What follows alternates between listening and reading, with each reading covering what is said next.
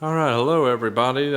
This is Jared Shank kicking off this project here. I thought tonight I was pretty tired, so I'm probably not going to do a whole lot of work, but I figured I would do kind of a video tour of the gun here. So again, this is kind of known by several different names, but for the most part, it's generally referred to as the 37 millimeter Bethlehem steel Model 1 gun, something along those lines typically, but most people just call it the Bethlehem steel 37 millimeter model.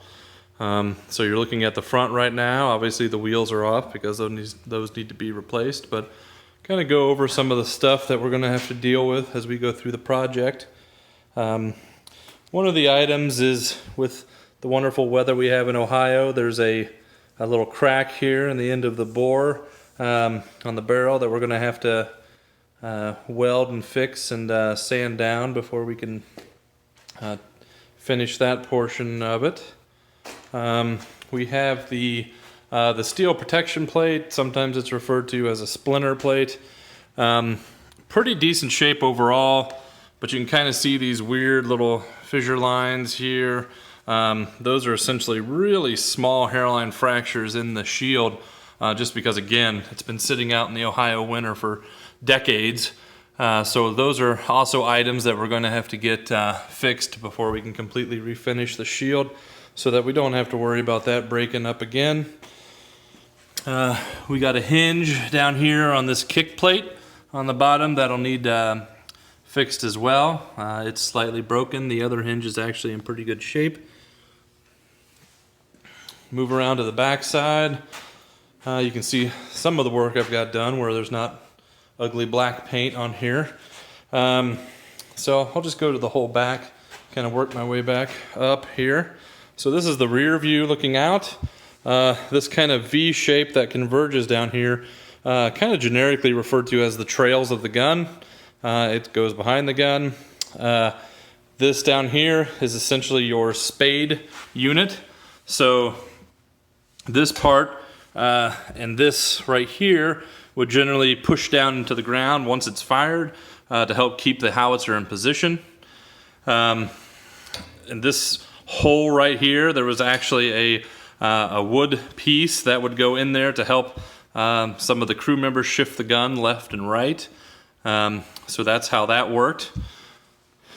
In these two handle holes here, there was another piece of wood, kind of like a really short looking, I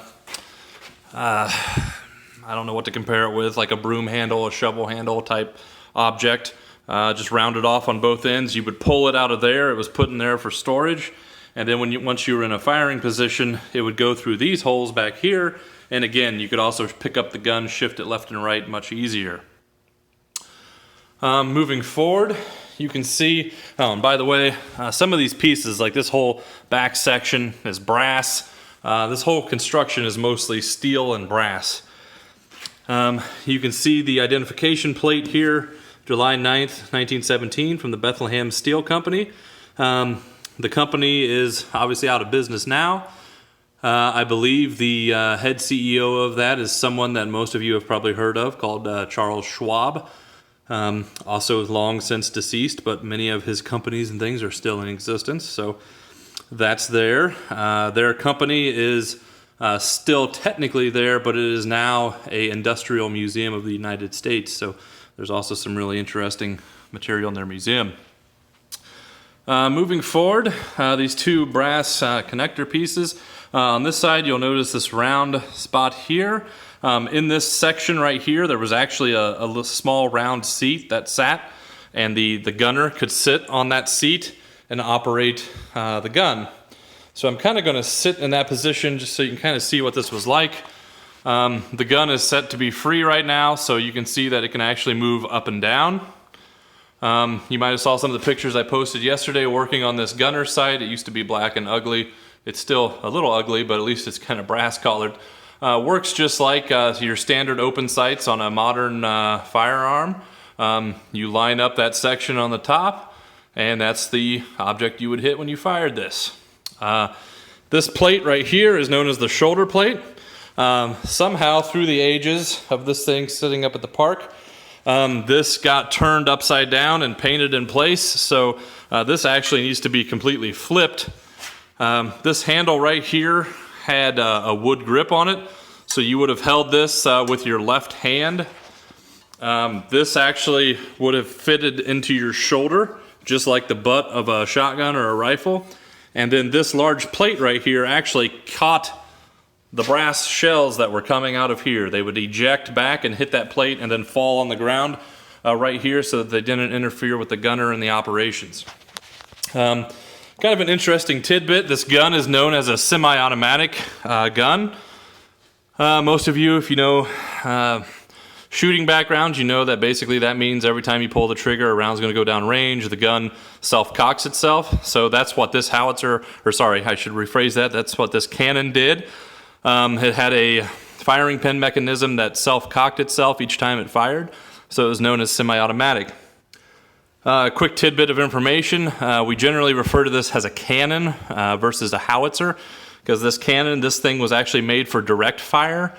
Typically, howitzers are generally made for indirect fire, so in most situations with a howitzer, you can't actually see your target. With this object, and obviously what you saw with the sight system, this is made to be directly fired at an object. Most notably, German tanks of the World War I era.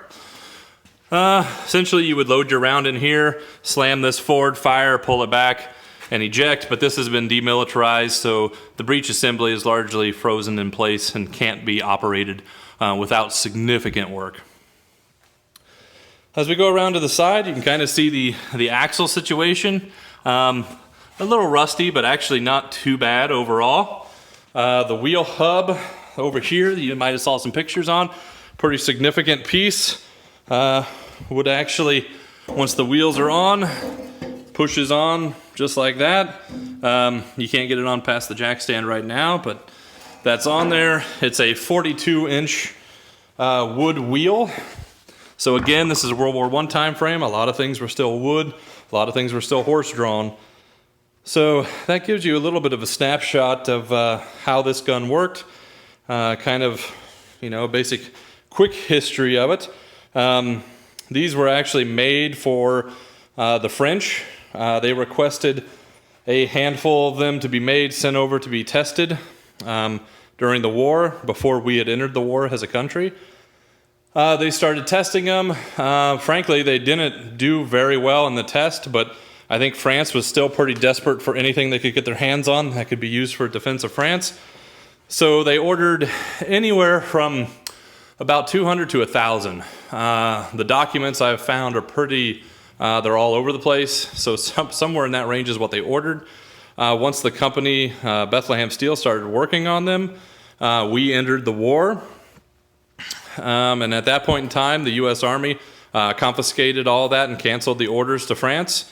So we basically commandeered all that the Bethlehem Steel Company had and sent them out to Army units for training.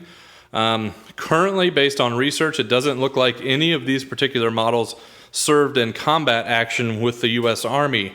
There are the very few that did serve in combat roles with the French Army, but it appears that these were mostly stayed stateside, were used for training, and then shortly after the war ended, they were decommissioned and sent out of the Army, and most of them ended up as war memorials in other areas across the country. There's several here in Ohio.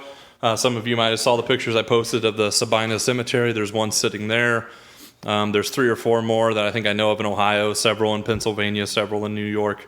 So there's a handful of these still out there. Pretty neat piece. And again, it's pretty neat construction with the brass and steel. When you really have that two-tone construction, once it's painted correctly, it actually looks pretty neat. So I'm excited to see what this will look like once it has some paint scheme on it and the brass showing and preserved real well so they can sit outside for a good long while. Should be pretty neat to see. So I'm excited. I kind of wanted to just go over everything you're seeing here, just to give you again a snapshot. It's kind of easier than typing up the whole thing. So it's been a fun project so far. You can see a few of the pieces that I've kind of started touching, but there's still quite a bit of work to do, and it's hard to get the time to do it. I've got two little ones, almost a 1-year-old and a 3-year-old, so it definitely takes away quite a bit of time that I could be out here working on this, but it's still fun. It's nice to have something to come out to. So anyway, if you have any questions, leave it in the comments section. Otherwise, that is it for now. I'll sign off, and as I do more work in the future, I'll keep posting videos and potentially posting pictures and videos as well. We'll just see how it goes and how technology lends itself to what I'm doing. So everybody take care, and thank you for your interest in this project.